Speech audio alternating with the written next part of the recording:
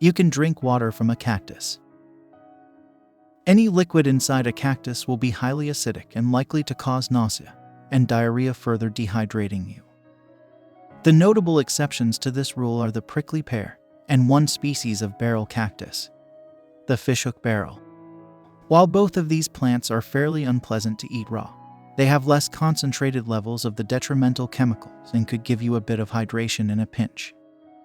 Follow flying birds to find water. They can simply be flying to spend a night anywhere, so we can't rely on them. Not all birds fly for water. Conserving water. You should not stretch a glass of water over 4 days. When you are thirsty, you need water.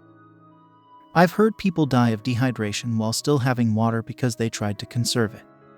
You have a significantly higher chance of dying by rationing your water. Most people who die of dehydration in a desert situation typically are found with water they could have drank. If you're in a tornado, open all your windows to equalize the pressure inside to match the outside. If you're in a tornado, opening any window or door will create a wind tunnel that rips your entire roof off. If I recall correctly, it doesn't matter anyway. You waste time doing that when you need to get to the lowest part of a building or the innermost room. Cracks and small openings take care of air pressure as buildings aren't airtight. Overpasses are not safe places to shelter. In fact, they're more dangerous. They create wind tunnels. Average lead time for tornado warnings in the US is 9 minutes, but people still don't take them seriously. The most common refrain I've read from people who survived the Joplin tornado is that they didn't take the warnings seriously. Even with a tornado watch, they didn't pay attention to the weather. Concerning frostbite, do not rub someone's frostbitten skin or pour hot water on it to warm them up. Such measures will damage the skin even more severely. I'm not sure if I remember correctly, but I feel like in Boy Scouts they taught that the groin and armpits were good places to warm your hands in an emergency survival situation. That moss grows on the north side of a tree. It can grow all over the tree, so it's not a steadfast rule that you should make important decisions solely on. Pulling out something that is impaling you. The rule is, if it's in, keep it in.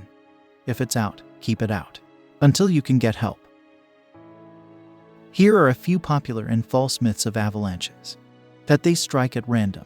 Most avalanches that injure or kill people are caused by those people, and they always show signs of instability if you are paying attention.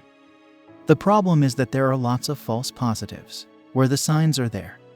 The instability is there, but people just don't quite manage to trigger them. That you should be quiet to be safe from avalanches, because they are caused by sound. Sound does not trigger avalanches. Even very loud sounds are nowhere near enough. Avalanche control is done with howitzers and dynamite charges. That you can get out of the way. Of course, sometimes it's possible, but they can travel up to 60 miles per hour. And they can let loose across an entire slope all at once. By the time it slides, you are likely in it, and it's inescapable. That you can save yourself by swimming, maybe for very small ones, but usually you're just being thrashed. I've heard it compared to being in a side-loading washing machine. That you can spit to tell which direction is up. You won't be able to see anything useful, and, gravity still works. But it's irrelevant because that relies on the next myth. That you can dig yourself out. Even if you are inches below the surface, it's very unlikely. The snow sets up very hard, very fast, as thought you got caught up in a snowplow clearing a parking lot after a big snowstorm. People caught in avalanches report not being able to move their fingers. Along with that are all the normal problems people have with low probability, high consequence risks. The "it won't happen to me" stuff. But that's not so much an issue of myths as poor judgment due to things like familiarity with a slope. Desire to be accepted by a social group by skiing that rad backcountry line. Feeling committed because you came all this way. Deferring to someone you perceive as an expert. Desire to get the first tracks after a storm. Social proof, where you see others doing it. So it must be safe, etc. You cannot eat everything that an animal can eat. There are things animals can eat that humans find toxic. So eating everything you see animals eating can lead to you potentially eating deadly berries or mushrooms. Humans can eat stuff like chocolate and grapes, and other animals can't eat chocolate. And I know dogs definitely can't eat grapes. Just because water looks clean doesn't mean it is. You've got to boil it or distill it to actually have clean water. The first mistake in wilderness is to look for food and water first before having a shelter up to keep yourself dry and warm. Also, if you have to forage for food, avoid mushrooms entirely. Odds are so slim you will find an edible kind that you're much better off looking for things like nuts, seeds, and berries. People say that herbivores animals are friendly and peaceful, so you are safe being around them. Seriously, everything from cows to deer can and will kill you if you make it angry. It is usually a good idea if you are in the wilds not to get near any large wild animal, but herbivores can often be even more aggressive than the predators. If a predator attacks you, you have a fairly good chance of scaring it off, especially if it's smaller than you, because it's likely only looking for food.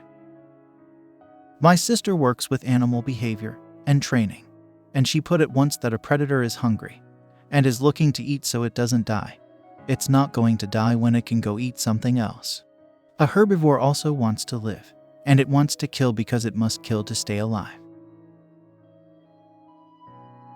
Running in a zigzag to outrun an alligator. Alligators don't run for long distances, so this will probably just waste your energy. They can also climb some fences and trees as well. They're unlikely to attack you on land. At least if they want to eat you. They will defend their territory, but they don't hunt on land. They're ambush predators. If a shark is coming towards you in the first place, it's most likely just curious and wants to check you out. Swimming away and thrashing about will further intrigue it to keep following you. Instead, redirect it by running your hand along its side and carefully positioning it to swim away from you. If one happens to bite you, poke it in the eyes or pull on its gills instead of bopping it in the nose. Gills and eyes are far more sensitive than a shark's nose. You don't have to wait 24 hours to report somebody as missing to the police, especially if it's a child. Missing children are at high risk during the first 24 hours, especially if abducted. In 76% of child abduction murders, the victim was dead within 3 hours. 88.5% were dead in the first 24 hours.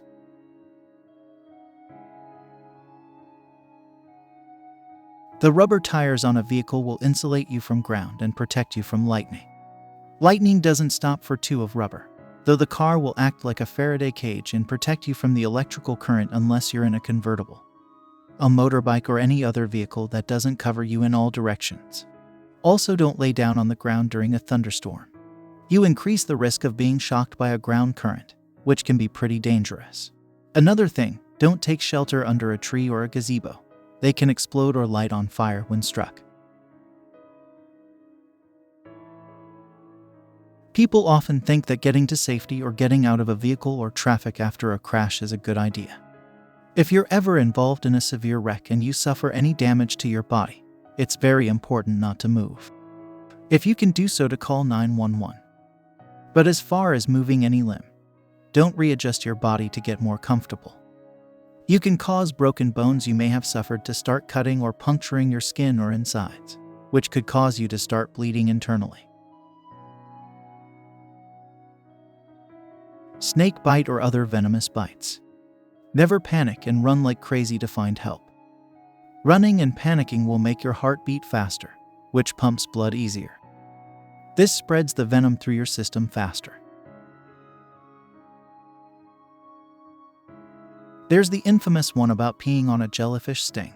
Urine has ammonia and impurities in it. You'll probably just get an infection if you do that. The best thing is to pour vinegar on the sting.